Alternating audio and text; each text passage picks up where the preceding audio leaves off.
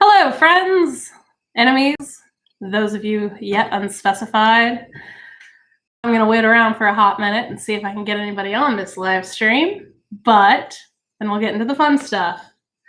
I have a friend with me today, so I apologize if you hear some weird noises in the background. Yeah, keep that in mind. Hi, guys.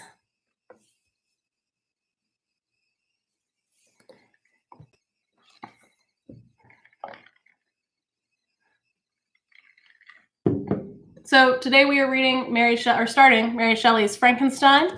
Forewarning, there are two versions of the text. One is the 1818 text that we are reading. The other is the 1816 text that we have at school. But I hope that you enjoy it. The text itself is a lot of fun. Mary Shelley is kind of a amazing person. I don't know if you guys heard when I was talking to some of your classmates when we were doing research papers, but Mary Shelley is quite awesome. So her mother was a feminist writer in a time where that was not really allowed. It was strange to have a woman writer, let alone somebody who was standing up for women. And her father was a big figure in the literary scene. So Mary grew up around all of these kinds of people. And she herself became a writer. She married Percy Bysshe Shelley, who was a poet in the Romantic period. So her mom was not a witch? No, her mother was not a witch, Cindy. We're talking about the 1800s, not the 1600s. You never know. You never know. This is how this is going to be. I can already tell. But yeah, Mary Shelley was pretty baller. So the way that Frankenstein got written is that she, her husband, Percy, and their friend, Lord Byron, were on a ski trip in the Swiss Alps at the same time as the biggest volcanic explosion at the time. And so basically there was no skiing being done. It was just a bad time for everybody involved. The skies were completely clouded over. It was rainy. It was gross. And because of the weather, they decided to do a fiction writing competition to see who could write the best scary story. So out of this, we get our Draculan myth that we so closely attuned to it. And in addition, we get the first part of Frankenstein. Also, like, she's just great. I promise I will tell you guys all about Mary Shelley when we get back to school, because I love her. Anyways, we're going to go ahead and get started. The only other thing that you need to know before we do is that that Frankenstein is set up as a frame narrative. So this is very similar to what we looked at with Canterbury Tales, where it's a story within a story. However, with Frankenstein, that's a little bit deeper.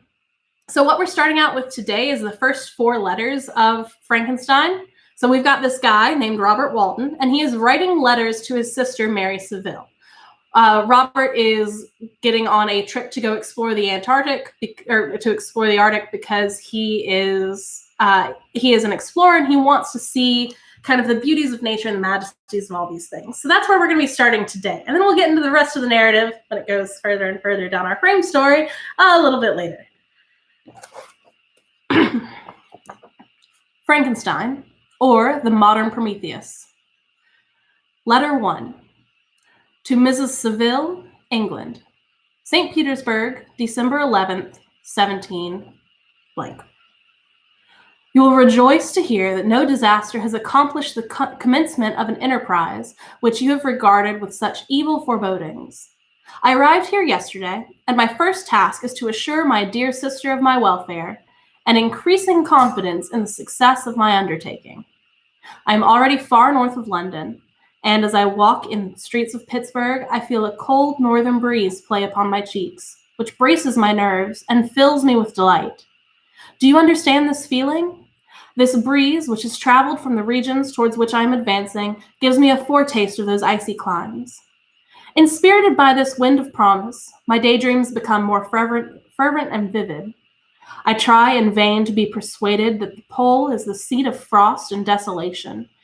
It ever presents itself to my imagination as the region of beauty and delight. There, Margaret, the sun is forever visible, its broad disk just skirting the horizon and diffusing a perpetual splendor. There, for with your leave, my sister, I will put some trust in preceding navigators. There, snow and frost are banished, and, sailing over a calm sea, we may be wafted to a land surpassing in wonders and beauty every region hitherto discovered on the habitable globe. Its production and features may be without example, as the phenomena of heavenly bodies undoubtedly are in those undiscovered solitudes. What may not be expected in a country of eternal light? I may there discover the wondrous power which attracts the needle and may regulate 1,000 celestial observations that require only this voyage to render their seemingly eccentricities consistent forever. I shall satiate my ardent curiosity with the sight of a part of the world never before visited, and may tread a land never before imprinted by the foot of man. These are my enticements, and they are sufficient to conquer all fear of danger or death, and to induce me to commence this laborious voyage with the joy that a child feels when he embarks on a little boat with his holiday mates on an expedition of discovery of his native river. But supposing all these conjectures to be false, you cannot contest the inestimable belief that which I shall confer upon all mankind to the last generation by discovering a passage near the pole to those countries, to reach which at present so many months are required, or by ascertaining the secret of the magnet, which, if at all possible, can only be effected by an undertaking such as mine. These reflections have dispelled the agitation with which I began my letter, and I feel my heart glow with an enthusiasm which elevates me to heaven, for nothing contributes so much to tranquilize the mind as a steady purpose, a point on which the soul may fix its intellectual eye. This expedition has been the favorite dream of my early years. I have read with ardor the accounts of the various voyages which have been made in the prospect of arriving in the North Pacific Ocean through the seas which surround the pole. You may remember that a history of all voyages made for purpose of discovery composed the whole of our Uncle Thomas's library. My education was neglected, yet I was passionately fond of reading. These volumes were my study day and night, and my familiarity with them increased that regret which I had felt as a child on learning that my father's dying injunction had forbidden my uncle to allow me to embark in a seafaring life. These visions faded when I pursued, for the first time, those poets whose effusions entranced my soul and lifted it to heaven. I also became a poet, and for 1 year lived in a paradise of my own creation. I imagined that I might also obtain a niche in the temple where the names of Homer and Shakespeare are consecrated. You are well acquainted with my failure, and how heavily I bore the disappointment. But just at that time, I inherited my fortune of my cousin, and my thoughts were turned into the channel of their earlier bent.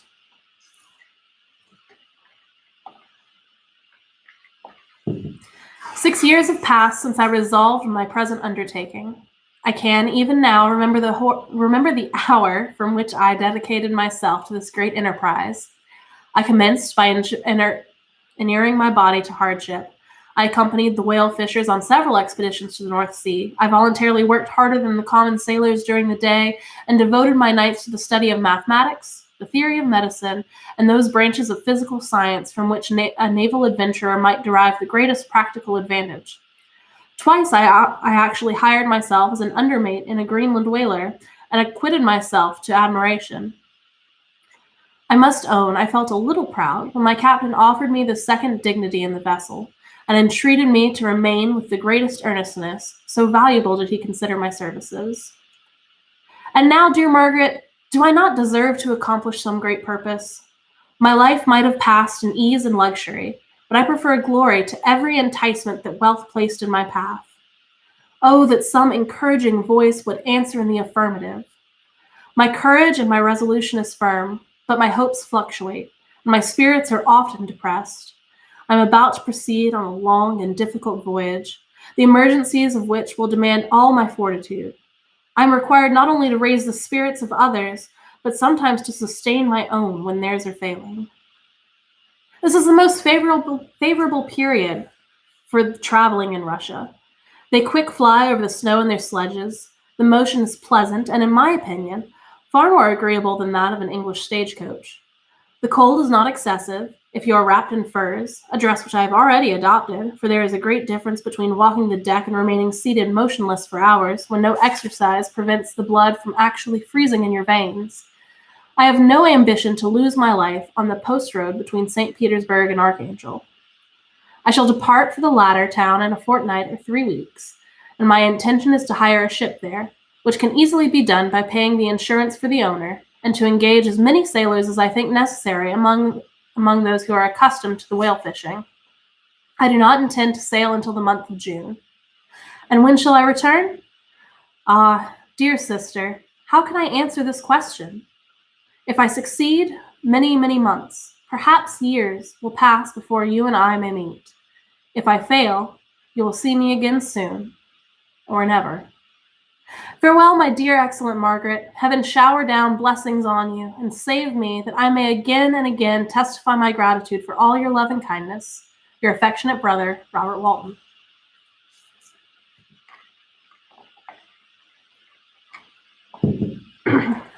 Letter 2 to Mrs. Seville, England, Archangel, 28th March, 17 blank. How slowly the time passes here, encompassed as I am by frost and snow. Yet a second step is taken towards my enterprise. I have hired a vessel and am occupied in collecting my sailors. Those whom I have already engaged appear to be men on whom I can depend, and are certainly possessed of dauntless courage. But I have one want which I have never yet been able to satisfy, and the absence of the object of which I now feel is most severe evil. I have no friend, Margaret. When I am glowing with the enthusiasm of success, there will be none to participate in my joy. If I am assailed by disappointment, no one will endeavor to sustain me in dejection. I shall commit my thoughts to paper, it is true, but that is a poor medium for the communication of feeling. I desire the company of a man who could sympathize with me, whose eyes would reply to mine.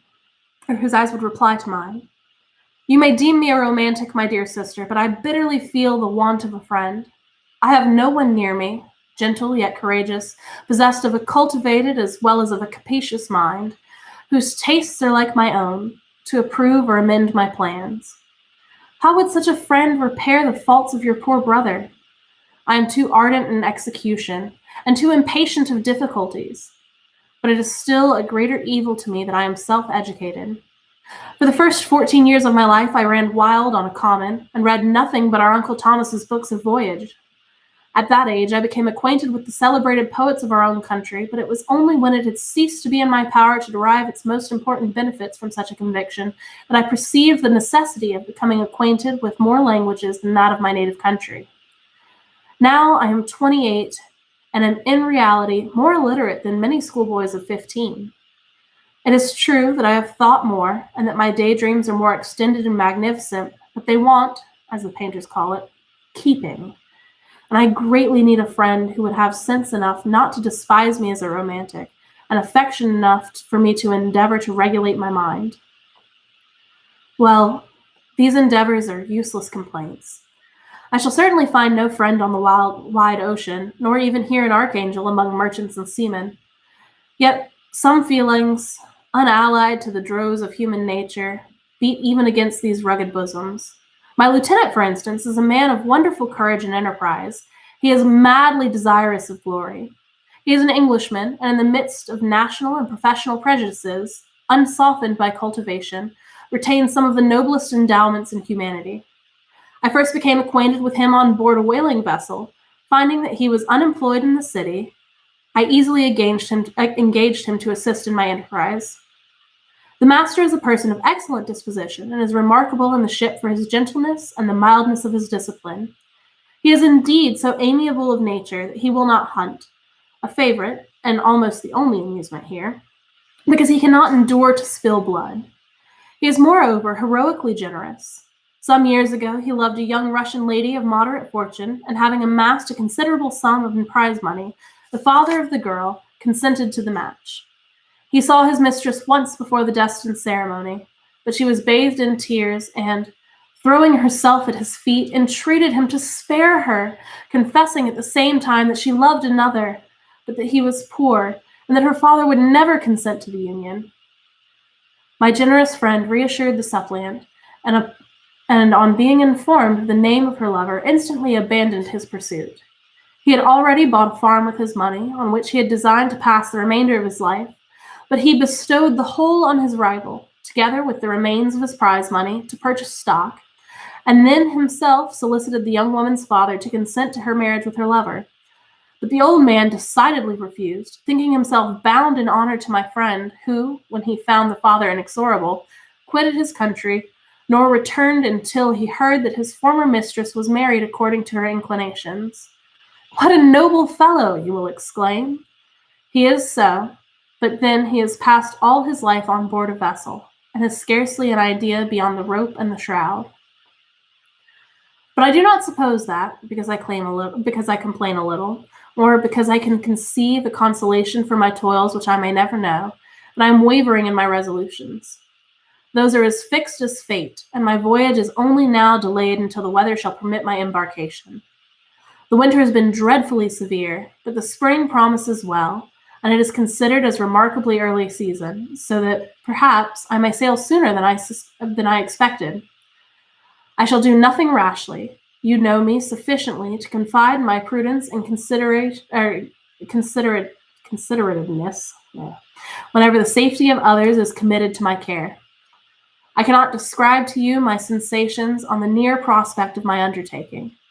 It is impossible to communicate to you a conception of the trembling sensation, half pleasurable and half fearful, with which I am preparing to depart.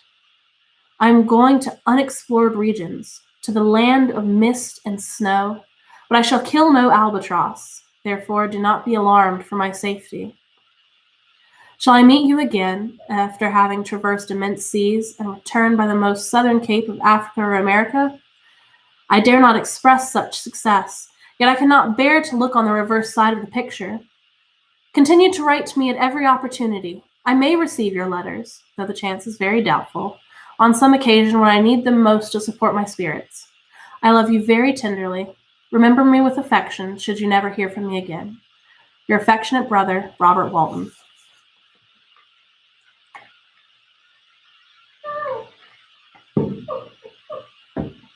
Cut it out. Letter 3 to Mrs. Seville, England, July 7th, 17 blank. My dear sister, I write a few lines in haste to say that I am safe and well advanced on my voyage. This letter will reach England by a merchantman now on his homeward voyage from Archangel, more fortunate than I, who may not see my native land perhaps for many years. I am, however, in good spirits. My men are bold and apparently firm of purpose, nor do the floating sheets of ice that continually pass us indicate the dangers of the region towards which we are advancing, appearing to dismay them. We have already reached a very high latitude, but it is the height of summer, and although not so warm as England, the southern gales, which blow us speedily towards those shores which I so ardently desire to attain, breathe a degree of renovating warmth which I had not yet expected. No incidents hitherto have befallen us that would make a figure in a letter. One or two stiff gales and the breaking of a mast are accidents which experienced navigators scarcely remember to record. I shall be well content if nothing worse happened to us during our voyage. Adieu, my dear Margaret. Be assured that for my own sake as well as yours, I will not rashly encounter any danger. I will be cool, persevering, and prudent. Remember me to all my English friends. Most affectionately yours, R.W. Letter 4 to Miss Seville, England, August 5th, 17 blank. So strange an accident has happened to us that I cannot forbear recording it, although it is very probable that you will see me before these papers can come into your possession. Last Monday, July 31st, we were nearly surrounded by ice which closed the ship on all sides, scarcely leaving her the sea room which she floated. Our situation was somewhat dangerous, especially as we were compassed round by a very thick fog. We accordingly lay to, hoping that some change would take place in the atmosphere and weather. About 2 o'clock, the mist cleared away, and we beheld, stretched out in every direction, vast and irregular plains of ice, which seemed to have no end. Some of my comrades groaned, and my own mind began to grow watchful with anxious thoughts. when a strange sight suddenly attracted our attention and diverted our solicitude from our own situation. We perceived a low carriage, fixed on a sledge and drawn by dogs, pass on towards the north, at a distance of half a mile. A being which had the shape of a man, but apparently of gigantic stature, sat in the sledge and guided the dogs. We watched the rapid progress of the traveler with our telescopes until he was lost among the distant inequalities of the ice. This appearance excited our unqualified wonder. We were, as we believed, many hundred miles from any land, but this apparition seemed to denote that it was not in reality so distant as we had supposed. Shut in, however, by ice, it was impossible to follow his track, which we had observed with the greatest attention. About 2 hours after this occurrence, we heard the ground sea, and before night the ice broke and freed our ship. We, however, lay until the morning, fearing to encounter the dark, those large loose masses which float. Sorry. We, however, lay to until the morning, fearing to encounter in the dark those large loose masses which float about after the breaking up of ice. Titanic, anyone? I profited of this time to rest for a few hours. In the morning, however, as soon as it was light, I went upon deck and found all the sailors busy on one side of the vessel, apparently talking to someone in the sea. It was, in fact, a sledge like that we had seen before, which had drifted towards us in the night on a large fragment of ice. Only one dog remained alive, but there was a human being within it, whom the sailors were persuading to enter the vessel. He was not, as the other travelers seemed to be, a savage inhabitant of some undiscovered island, but a European. When I appeared on deck, the master said, "Here is our captain. He will not allow you to perish on the open sea." On perceiving me, the stranger addressed me in English, although with a foreign accent. "Before I come on board your vessel," said he, "will you have the kindness to inform me whither you are bound?" You may conceive my astonishment on hearing such a question addressed to me from a man on the brink of destruction, and to whom I would have supposed that my vessel would have been the resource for which he would not have exchanged for the most precious wealth the earth could afford. I replied, however, that we were on the voyage of discovery towards the northern pole. Upon hearing this, he appeared satisfied and consented to come on board. Good God, Margaret, if you could have seen the man who thus capitulated for his safety, your surprise would have been boundless. His limbs were nearly frozen, and his body dreadfully emaciated by fatigue and suffering. I never saw a man in so wretched a condition. We attempted to carry him into the cabin, but as soon as he had quitted the fresh air, he fainted. We accordingly brought him back to the deck and restored him to animation by rubbing him with brandy and forcing him to swallow a small quantity. As soon as he showed signs of life, we wrapped him in blankets and placed him near the chimney of the kitchen stove. By slow degrees, he recovered and ate a little soup, which restored him wonderfully. 2 days passed in this manner before he was agreeable to speak, and I often feared that his sufferings had deprived him of understanding. When he had in some measure recovered, I removed him to my own cabin and attended on him as much as my duty would permit. I never saw a more interesting creature. His eyes have generally an expression of wildness and even madness, but there are moments when, if anyone performs an act of kindness towards him or does him any of the most trifling service, his whole countenance is lighted up, as it were, with a beam of benevolence and sweetness that I never saw equaled. But he is generally melancholy and despairing, and sometimes he gnashes his teeth as if impatient of the weight of woes that oppress him.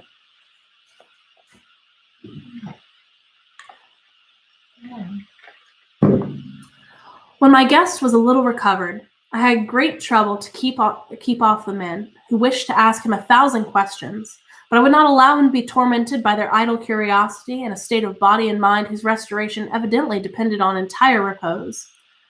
Once, however, the lieutenant asked, why had he come so far upon the ice in so strange a vehicle? His countenance instantly assumed an aspect of the deepest gloom, and he replied, "To seek the one who fled from me." "And did the man whom you pursued travel in the same fashion?" "Yes." "Then I fancy we have seen him, for the day before we picked you up, we saw some dogs drawing a sledge with a man in it across the ice." This aroused the stranger's attention, and he asked a multitude of questions concerning the route which the demon, as he called, had pursued. Soon after, when he was done with me, he said, "I have doubtless excited your curiosity as well as that of these good people, but you are too considerate to make inquiries." "Certainly. It would be indeed impertinent for and inhuman of me to trouble you with any inquisitiveness of mine." "And yet you rescued me from a strange and perilous situation. You have benevolently restored me to life." Soon after he inquired if I thought that the breaking upon the ice had destroyed the other sledge. I replied that I could not answer with any degree of certainty. The ice had not broken until midnight, and the traveler might have arrived at a place of safety before that time, but of this I could not judge. From this time, the stranger seemed very eager to be upon the deck, to watch for the sledge which before had appeared, but I have persuaded him to remain in the cabin, for he is far too weak to sustain the rawness of the atmosphere. But I have promised that someone should watch for him and give him instant notice if any new object should appear in sight. Such is my journal, of which relates to this strange occurrence to the present day. The stranger has gradually improved in health, but is very silent, and appears uneasy when anyone except myself enters his cabin. Yet his manners are so conciliating and gentle that the sailors are all interested in him, and although they have very little communication with him. For my own part, I began to love him as a brother, and his constant and deep grief fills me with sympathy and compassion. He must have been a noble creature in his better days, being even now in wreck so attractive and amiable. I said in one of my letters, dear Margaret, that I should find no friend on the wide ocean, yet I have found a man who, before his spirit had been broken by misery, I should have been happy to have possessed as the brother of my heart. I shall continue my journal concerning the stranger at intervals, should I have any fresh incidents to record.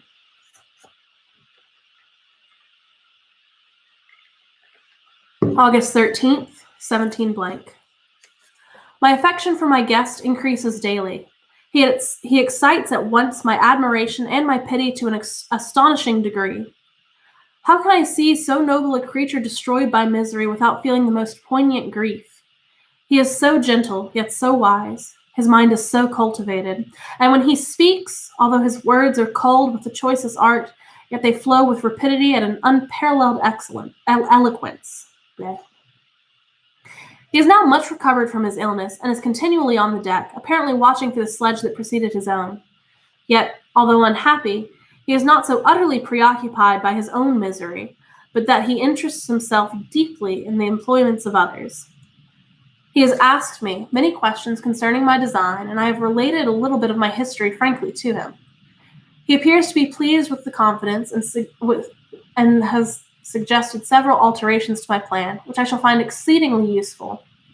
There is no pedantry in his manner, but all he does appears to spring solely from the interest he instinctively takes in the welfare of those who surround him.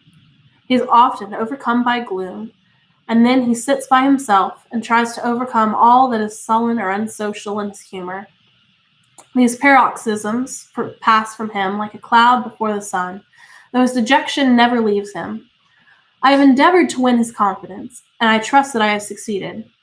One day I mentioned to him that the desire I had always felt of finding a friend who might sympathize with me and direct me by his counsel. I said I did not belong to that class of men who are offended by advice. I am self-educated, and perhaps I hardly rely sufficiently upon my own powers. I wish, therefore, that my companion should be wiser and more experienced than myself, to confirm and support me, nor have I believed it impossible to find a true friend. I agree with you, replied the stranger, in believing that friendship is not only desirable, but a possible acquisition. I once had a friend, the most noble of human creatures, and am entitled, therefore, to judge respecting friendship. You have hope and the world before you, and have no cause for despair, but I have lost everything and cannot begin life anew. As he said this, his countenance became expressive of a calm, settled grief that touched me to the heart. But he was silent, and presently retired to his cabin. Even broken in spirit as he is, no one can feel more deeply than he does the beauties of nature. The starry sky, the sea, and every sight afforded by these wonderful regions seem to still have the power of elevating his soul from the earth. Such a man has double existence. He may suffer misery and be overwhelmed by disappointments, yet when he has retired into himself, he will be like a celestial spirit that has a halo around him, within whose circle no grief nor folly ventures. Will you laugh at the enthusiasm I express concerning this divine wanderer? If you do, you must have certainly lost that simplicity which was once your characteristic charm. Yet, if you will, smile at the warmth of my expressions, while I find every day new causes for repeating them.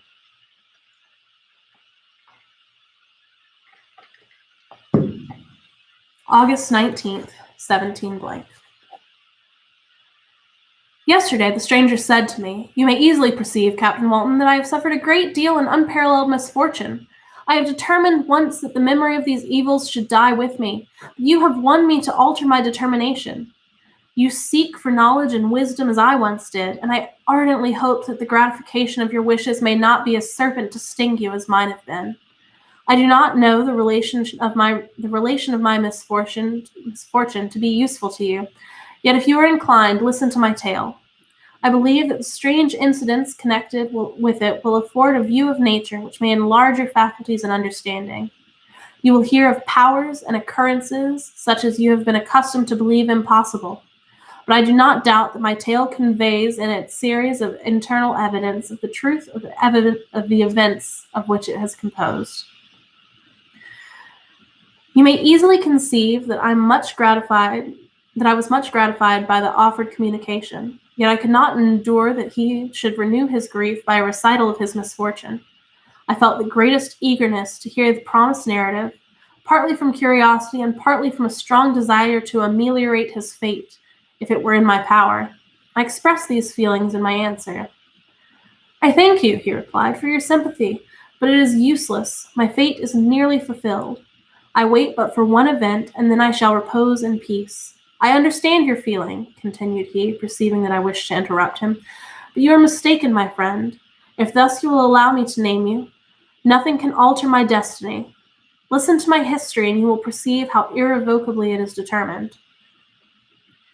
He then told me that he should commence his narrative the next day when I should be at leisure. This promise drew from me the warmest thanks. I have resolved every night, when I am not engaged, to record, as nearly as possible in his own words, what is related during the day. If I should be engaged, I will at least make notes. This manuscript will doubtless afford you the greatest pleasure, but to me, who know him, and to hear it from his own lips, with what interest and sympathy shall I read it on some future day? All right, lovelies, that's our first letters. So, again, Frankenstein. Stop calling my dog. Frankenstein, frame story. Letters to Robert Walton. Amazing. I'm not done yet. Hush. Jesus. All right. Frankenstein is a frame story. Starts out with letters to Robert Walton, within which he is going to next describe Victor Frankenstein, that mysterious guest who appeared on the iceberg's story. I hope you guys have a great day. Be safe, make good choices, don't get serial killed, wash your hands. Bye. You should